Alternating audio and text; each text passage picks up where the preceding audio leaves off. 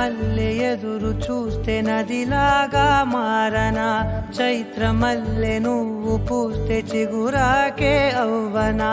నన్నే వరించే యువరాజును అంట నీ యువరాజు